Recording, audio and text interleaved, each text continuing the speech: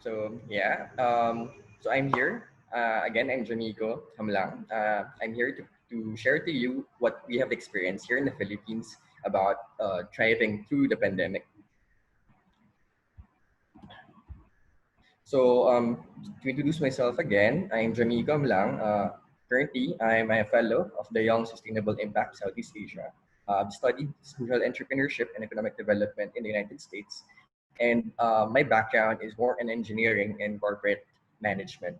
So, just to share to you, the Bamboo Company, it's a social enterprise that focused and specializes in bamboo products. We are a social enterprise that helps to solve global challenges such as plastic pollution, deforestation, climate change, and poverty. So we've been operating for more than 2 years already. And just to highlight my presentation, during the pandemic, even though we had several lockdowns, a lot of businesses were affected, we were able to push through and have a great revenue for a social enterprise, which we got. So we had a revenue of 31,000 US dollars just for the month of May. So it's quite big as compared to the past months we had. Then we already had served 100 plus corporates. So basically, for context, our enterprise is mainly focused on B2B. So the pandemic was really difficult times for us because most of our clients are corporate and they're also affected. So basically, for the first part of the pandemic, we were completely zero in terms of our sales. So just again to introduce the Bamboo Company, what we do is we sell eco-friendly products while at the same time supporting organizations on marine preservations. And we also help out in terms of economic development. So we provide jobs to our fellow Filipinos. So this is what happened during the early lockdown. So basically, I think it's almost the same with the Malaysia. Where in March 15, 2020, uh, our government, the Philippine government, announced that all businesses or all things, all economic activity or people going out will needs to stop. So all of our operations have stopped during this period. So basically, our feelings during that period was really completely all of this emojis or emoticons. We were surprised because we didn't have time much to prepare. We were quite sad because we don't know what would happen to us. We were kind of afraid because we have a team. So basically, I don't know what will happen to them, given that our revenue would be zero during that time, and also quite really sad and mix of anxious and afraid because I don't know what would happen to us for the next few weeks. Given that during this period as well, the government announced that we will be on lockdown or circuit breaker for a month. So basically, for March 15 to April 15, there's no economic activity that will happen here in the Philippines. Since we're based in the capital, so in Manila. So in Manila, there won't be any economic activity. So only the essential goods, which is like groceries and the other things that's needed by people, are supposedly to be open. But for us, since we're a non-essential good, our operation should stop during this period. So yeah. So basically, during the first part of the lockdown, we review our resources. We review what would be uh, we review what would be our runway. How long could we survive without sales? Because this is something that we need to ask during that period. That how long could I sustain the enterprise, and how long could I uh, give some salary to my team. So this is really one important thing that we did. And next to it is we tried to see. in relation to our resources, what would be the plan and forecast of the government? And as I said earlier, even now, there's no still definite future for us, given that the government here, specifically in the Philippines, uh, usually decides every 15 days. So there's a decision point every 15 days. What would it be? What would happen to the lockdown? Would it stop? Would it be loosen out? Something like that. So based on the resources that we have in terms of the people, in terms of the money, in terms of our inventory, we need to know what do we need to do with that. So basically here we plan out what would the people or what would be our team will be doing. So one example of that is that our team focus more on working from home.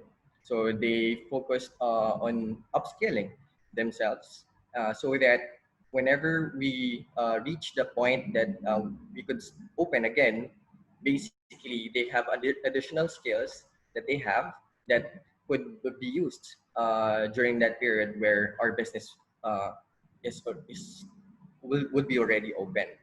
And we need also to forecast what could be the scenario, not just here in the Philippines, but also globally, because the global aspect of things is really interconnected to what is happening locally.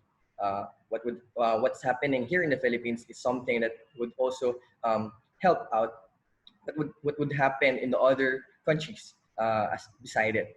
So we're monitoring different countries and different scenarios across the globe. So that's what we did. And here, given all the plans that we had, all the reviews of the resources, we need to decide and execute. And this is to share to you. This is one of the hardest and one of the kind of saddest part because during that time that we review our runway, we review our resources, we plan out what we need to do, and we forecast that the pandemic would really last long. We decided to, let go some of our team members. So it's kind of hard to do that, but we need to decide and execute it because the reason behind it is that we need to preserve the other aspect of our team. So we need to let go uh, one or two of our team members so that the rest could still go on, so that the rest of the team could still have some job during the pandemic because really this pandemic is a hard time for all of us. So we need to decide. And lastly, is during the lockdown, we need to reevaluate what we are doing. In what we are doing, is it working? Because if it's not, we need really to have a fast decision uh, to pivot. We need to decide what else could we do because and during the pandemic, we need something that is working for us and something that would help us stay and survive it. So last next to it is basically the coping mechanisms that we had. This is quite just a simple things that we did just to make sure that in terms of our mental health and in terms of our overall health, we are doing good, given that the pandemic is a health issue as well. So it's more on resting, being able to just make yourself healthy, learning. This is quite one of the important things that help us cope during the lockdown that we need to learn. I myself, during the lockdown, I learned how to do web development. So this thing is something that was new to me, and it's something that I were able to apply afterwards. So I tried to learn other things that would help us to survive in the pandemic. And the third thing is having fun because basically the pandemic is a very sad and anxious time. So being positive, being having fun is something that is quite important During that time, yes, I know we are negative in terms of our revenue. Uh, I don't know what will happen in the future, but what I did is that I just played, just had fun during that time because I know that if I don't do that, it will just drag my mindset. It will drag the whole business since I'm the one leading it, and it will drag and affect the team members as well. So I need to be positive for the enterprise and for my team members. So basically, this is the improvement points. This in related to what we had. So in terms of the initial run, we plan out and had some coping mechanisms. So as I said earlier, I learned. So this is something that uh, I applied immediately for the improvement points in Pivot for our enterprise. So as you could see here, I just want to share to you what is the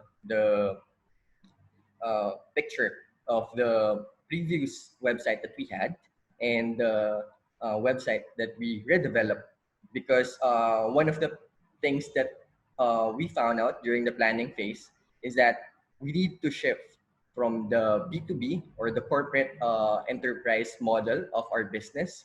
We need to shift it to a direct consumer type of business, and we need to focus more on the e-commerce side. So, having said this, we need to develop a more user-friendly, a more beautiful and e-commerce-like uh, website, so that the shift that we are looking forward to will be a great one.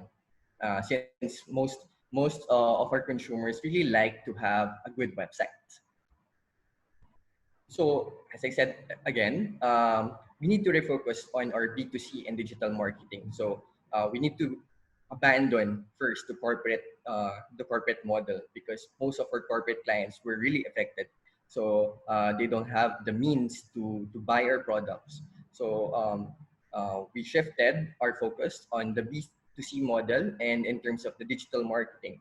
So, as you can see here, this is the graph that what we had during this period. So from January to basically April, we haven't done anything.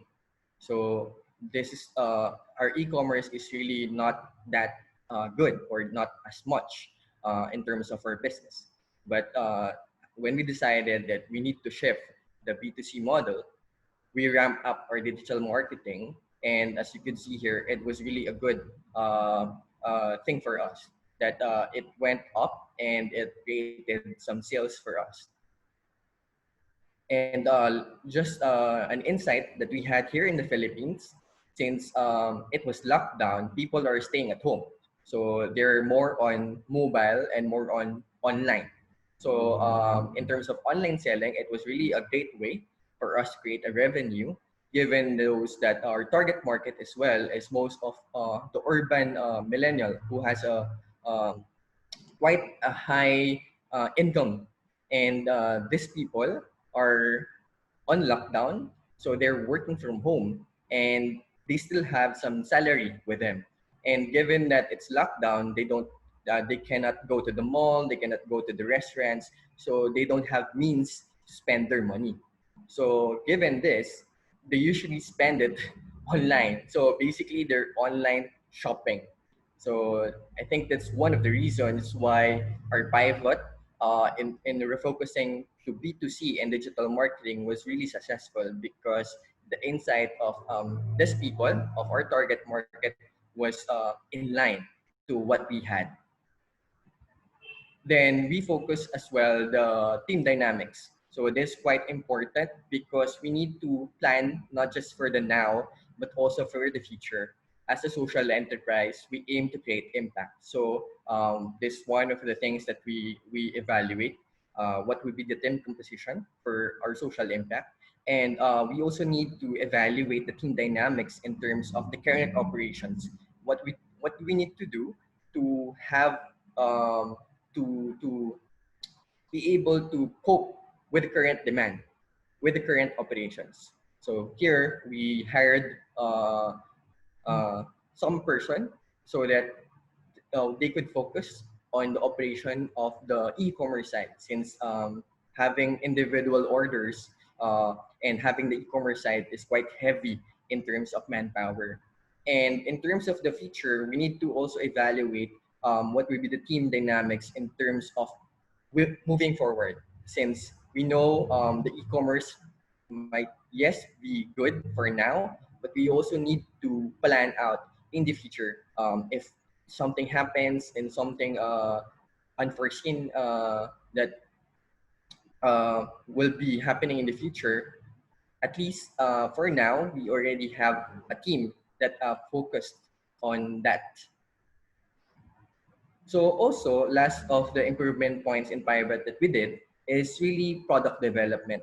So the product that we had previously was just more on non-essentials. So they're more on the tumblers, as you can see here at my back, more on the lunch boxes and all those things. And it's more on being used for takeouts or being used in the office or outside of the home. So what we did is we developed products that also caters the needs for this pandemic. One of which is the bamboo face shield. So we developed it together with our community and together with the help of the government. So this is something that we did.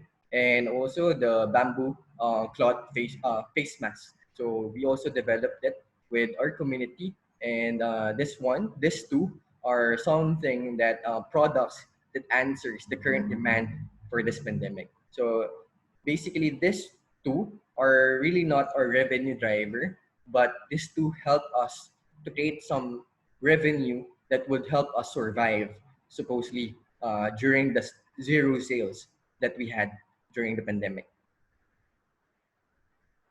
Then it's something that I was happy to share with all the things that I've shared previously.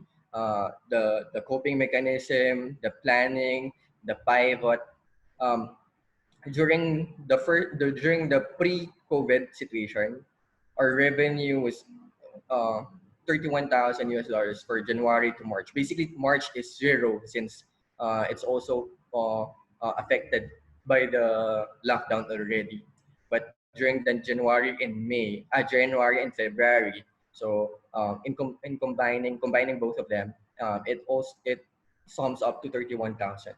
So if we compare it to the May 2020 revenue, it was already the same. So basically, we improved further during the lockdown as compared to the pre-COVID situation.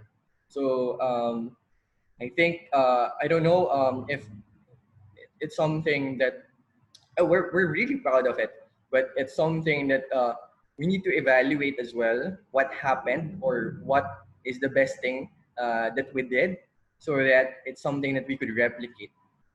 Okay, because moving forward we want this sales on a monthly basis to come through, and hopefully we could also double it.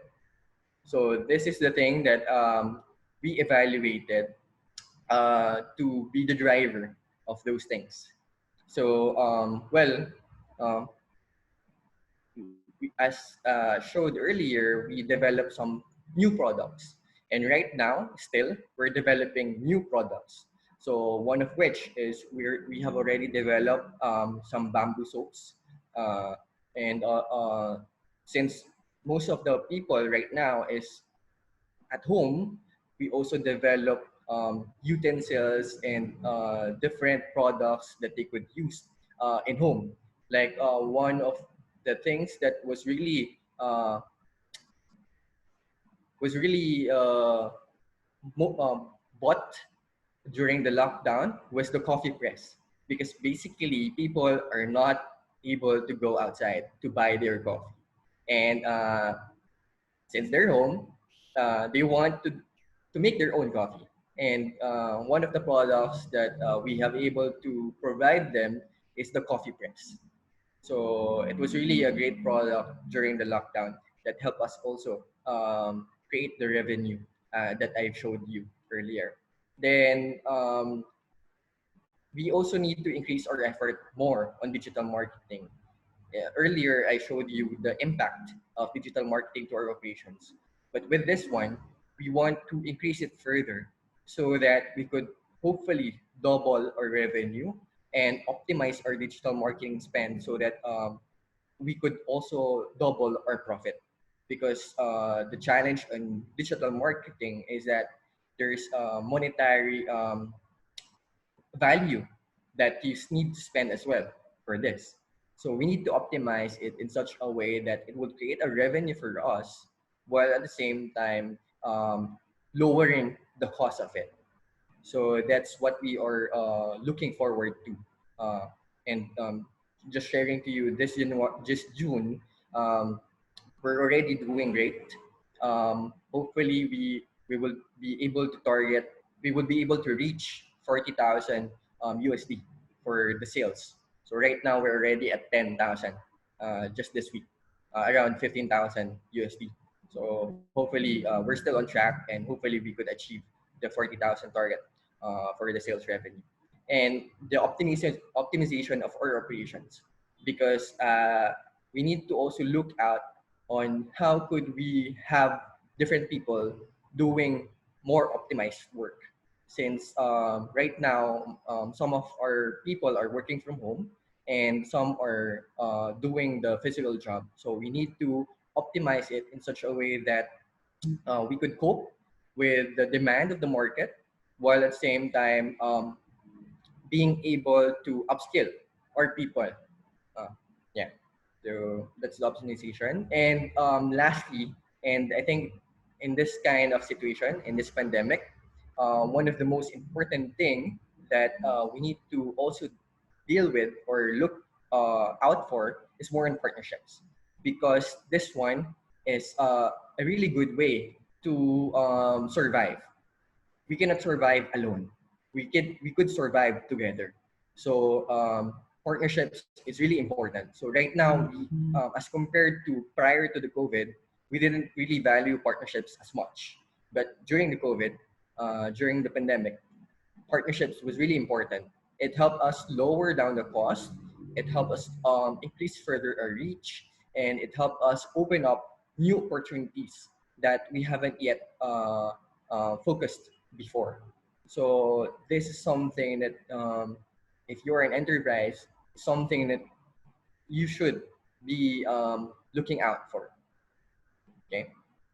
So yeah, this is the current initiatives that we have, and just to end my presentation, just something some points to note in this kind of situation, in this kind of scenario that it's quite unknown, it's quite something that's unpredictable. You need to be flexible. You need to bend towards what the consumer wants. You need to bend towards what would be applicable to the current scenario, and you need to be more adaptable to what is happening around the world. So second is more being stubborn to grow, because if you already give up, it's the end already. But uh, being stubborn is something that we need as an entrepreneur right now. Being stubborn that we could surpass this challenge that's happening across the globe, and being stubborn that we will do all the things that we could do to be able to grow our enterprise. So lastly is, as a leader of any business, is being strong, because as a leader you're the one who will look after your enterprise. You're the one who will look after your people, and for them to be able to be strong, you yourself should be strong. So this traits are like similar to the bamboo that what our enterprise represents. So yeah, I think that ends my presentation. Thank you. and good morning. All right, thank you so much, Jamico. That was a lovely presentation. So guys, yeah, if you'd like to contact him or know more about the Bamboo Company, they have some fantastic sustainable eco products. I just checked out their Facebook, their Instagram. I was doing a little bit of research while Jamico was presenting. Go right ahead and check them out. They have their contact details here. And if you'd like to know more about what Jamico does, just contact him. And of course, we're going to be proceeding with our Q&A session now. Our first one is from Dan. Now, Dan would like to know, he says, firstly, would like to applaud Jamico on how you steer your ship back. Would you want to share how you get inspired with such good business ideas, and how do you interact with customers to get new ideas? Okay, so it is quite a good question. Basically, this one is more on being customer focused. Get Being honest with them. So just to share to you, during the pandemic, we shared to our customers, like in IG, in FB, that the pandemic is really something that affected us. And with this, they were really helpful and really supportive. And we utilize as well our social media to gather inspiration from them. We used the option in Instagram, the answer option, the question option in Instagram to get some interaction with our customer, what they want to have that is in relation to our enterprise. So that's like, for example, one of the things that they shared is the bamboo face mask. So that's one of the things that they've shared to us, and that's something that we delivered to them. So yeah, and another thing is more on uh, really um, looking after them, what they need during this kind of pandemic. So it's something that you need to know. It's something that you really need to focus on to know better your consumer or your target market. Okay, so like I think maybe just to sum that up, you have to be transparent with them, and you also have to know how to meet the demands. Am I saying this correctly? Yeah. All right, absolutely. So Dan, I hope that answers your question. Our next one is from Mariam. Now, Mariam would like to know, what is your marketing strategy that made your website boost very well? Do you do Facebook ads, Google ads, email marketing? I'm looking forward to know your digital marketing strategy. Yeah. So since our target market is mostly in Instagram and FB, so what we did as a strategy is more on doing FB ads. So our team, I asked my team to really upskill their skill on digital marketing, and this is, I said that this one of the things that I've said earlier, that we need to learn. So they learned how to do it, and we executed. We execute how to do FB ads, how to do the digital FB ads thing. So yeah, and it did well for us. Now we're still improving. I mean, we cannot say to you that we are already expert on it, but we're still learning and relearning things on how to do the FB ads. Now, just to add on to Mariam's question as well, I noticed on your Instagram you do collaborations with influencers. Am I right? Yes. Perhaps you could elaborate a little bit more on that. So basically, for the influencers, we share our advocacy first with them. And if we see that their advocacy or what they do as an influencer also is also similar to what we're doing, that's how we collaborate together.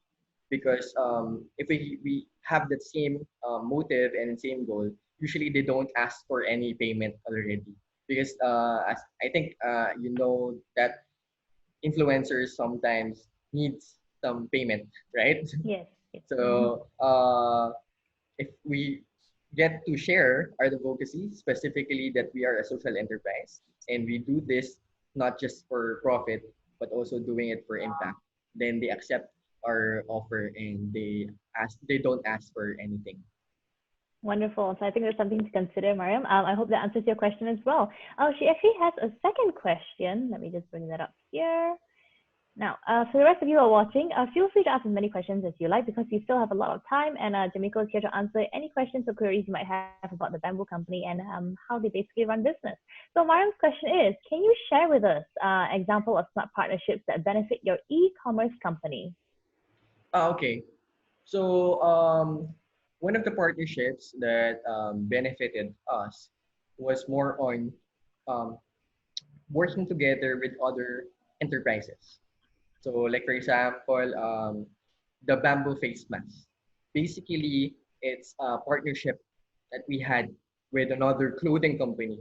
So it's like they're the one who sue the face mask for us, and we're just the one who sells it with the help of their expertise. Another thing that we had a partnership with are the logistics company. So here I got to meet some new friends Mm-hmm. wherein they open up possibilities for us with other partnerships. So I just to share to you, I had a meeting with a logistics company, which turned out someone who knows me knows me. Yeah, we've been acquainted before, and we got to talk in terms of the logistics needs that we need for our e-commerce. But he also opened me up to the possibility of not just selling in the Philippines, but also selling globally. So he shared me this other enterprise that could help us. So right now we're already exploring that. So it's like we would like to sell in Amazon. So that company will help us to sell in Amazon in the United States. And also another enterprise that he helped me out to be connected is like a cashback system, a cashback enterprise that would help us further to boost our marketing efforts without any costs.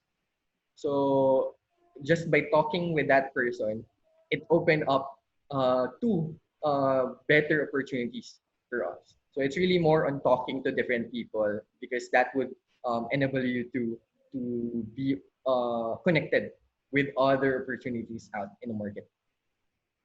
And just to add on to that question as well, now you talked about logistics, right? And currently we're in the midst of a pandemic and, things are difficult. So how has that affected your business? Because for the most part, I think some countries might have experienced difficulty shipping their goods from, the warehouse to their customers. So have you all been affected by that at all? Yes, we were very affected because during the pre-COVID season, the deliveries will just reach you in just 1 to 3 days.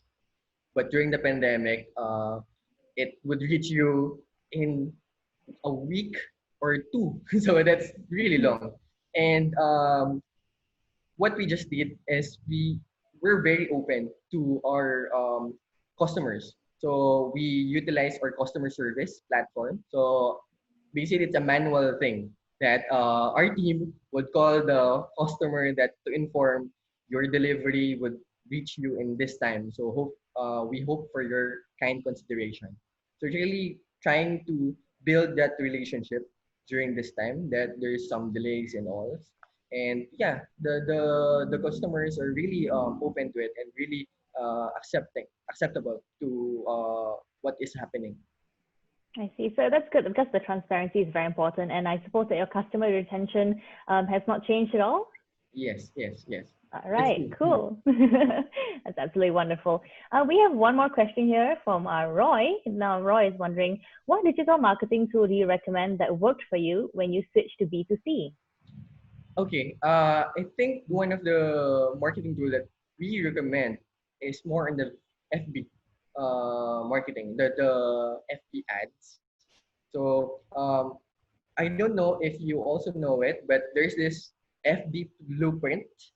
So it's a platform in Facebook that you could look and learn how to do the FB marketing. So it's like an e-learning course. So you Mm-hmm. could get some certificates after doing them.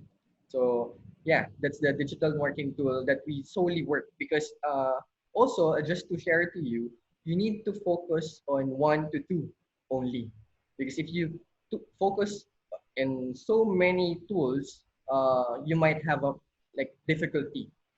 So you just need to focus what is the best fit for you. So because our target market is more on digital savvy millennials, so that's why we focus mainly for FB ads. All right, it makes a lot of sense. All right, guys, keep those questions coming. We still have plenty of time. And Jamico, I don't know if you noticed, but you actually have a few compliments here in our chat box. I'm just going to read out to you because I can. And like Dan, it's from Dan again. And he says, Jamico is very genuine and down to earth. He's an inspiring entrepreneur, which tells you that Thank thinking you. outside the box and hard work is key. Please bring him back for the next event.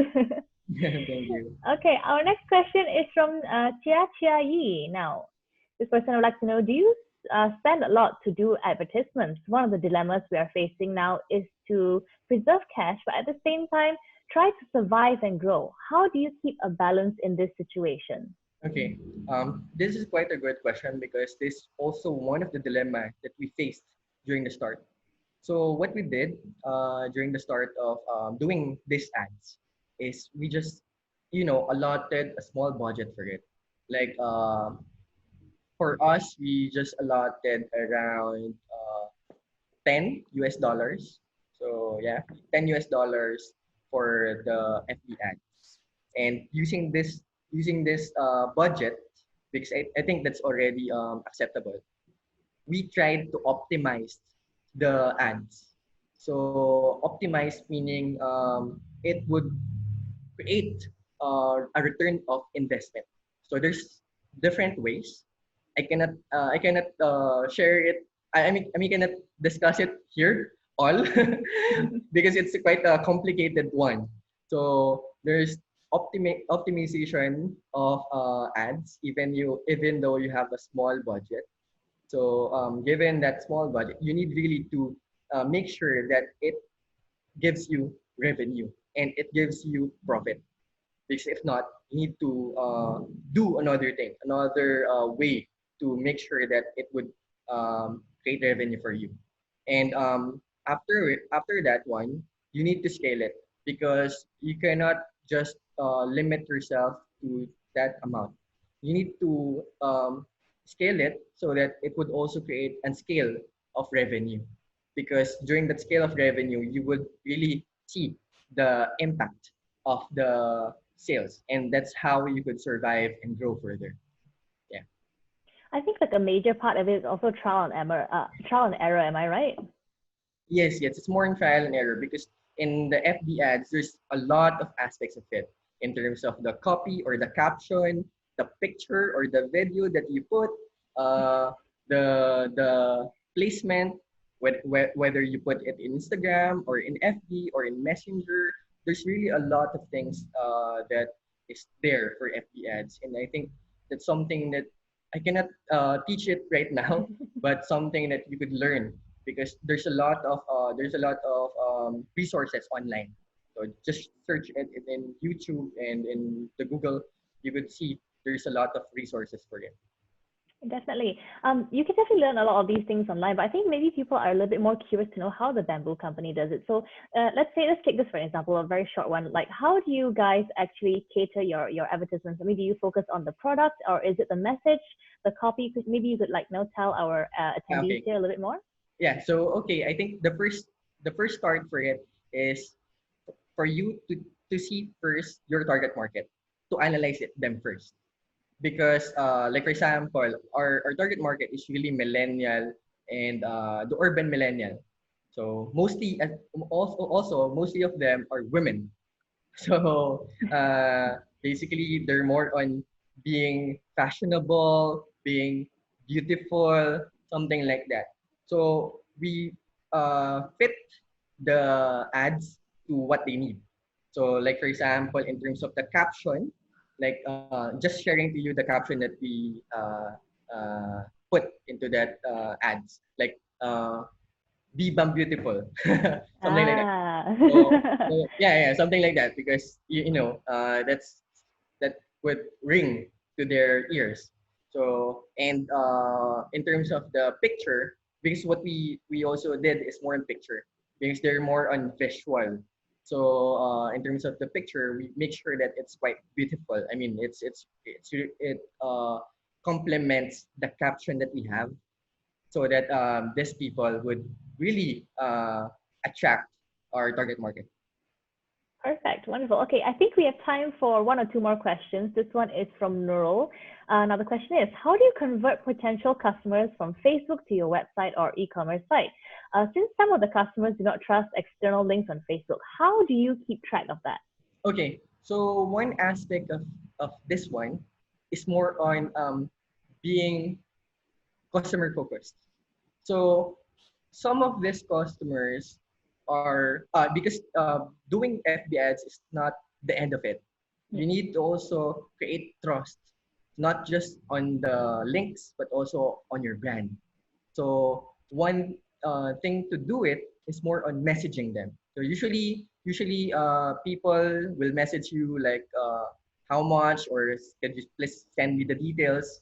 Try to answer those things because it was really helpful. I mean, I see a lot of FB ads that's being just run across FB, but if you see the comments and other things there, it's not being answered. That's a fail. That's a no for you, because that's how you build trust. That's how you build customer relationship, and that's how you could transform them from just browsing through your FB ad to a potential customer. Okay, cool.